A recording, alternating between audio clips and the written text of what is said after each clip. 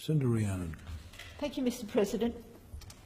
I've been in the Senate for more than 4 years. I'm grateful to Greens party members for all their support and to the people of New South Wales who voted 1 for the Greens. Their vote has given me the privilege to represent them. I never thought I'd be in Parliament. It is an honour to be here, one of the places where we can struggle to make the world a better place. There have been many highlights. One standout was the success of tertiary education workers and students whose hard work put a stop to the Liberal National Government's university deregulation plans. We won. We beat back a policy that would have made access to education dependent on wealth and privilege. That's a win worth celebrating. Our victory against $100,000 degrees shows why we need Greens in this Parliament, not just because our votes can help defeat bad legislation.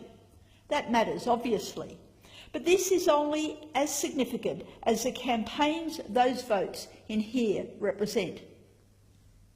The truth is, Australian politics, especially in this Parliament, too often is a game between the major parties. It's about who looks after those who own most of this country. Meanwhile, the players pretend to look after the majority of ordinary people. But I'm not in Canberra to play games.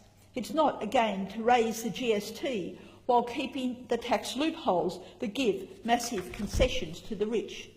It's not a game to have a climate policy that won't cut emissions fast enough but will satisfy coal and gas corporations. It's not a game to turn back boats of desperate people seeking asylum and interning people indefinitely to show how tough you are on so-called border security. It's not a game when young people can't get a job that isn't permanently casual while supporting calls to cut weekend penalty rates.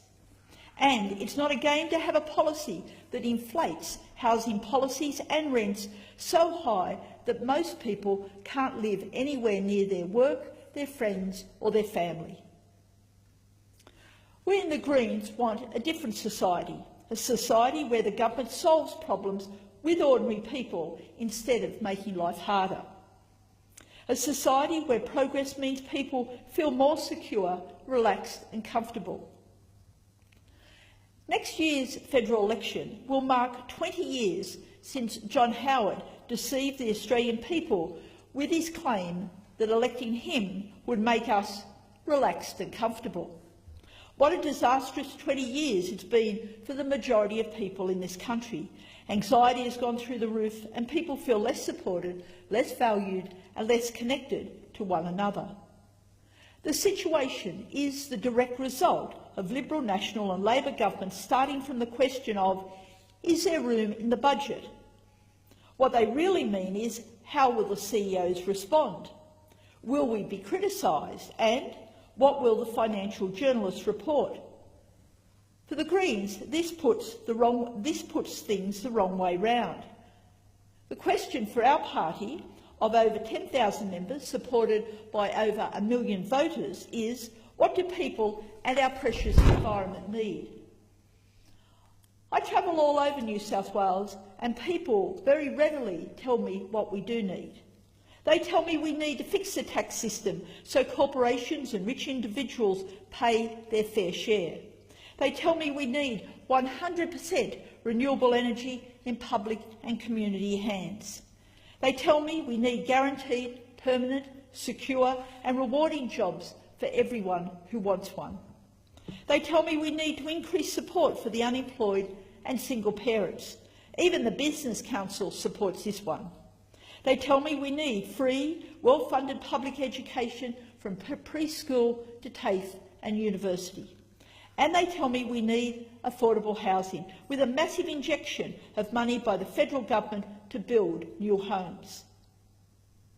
The Greens believe that if something is needed for a fair and sustainable society, then it is the job of government to deliver it. If this means governments need to borrow, then governments should run deficits and manage a larger public deficit, a larger public debt.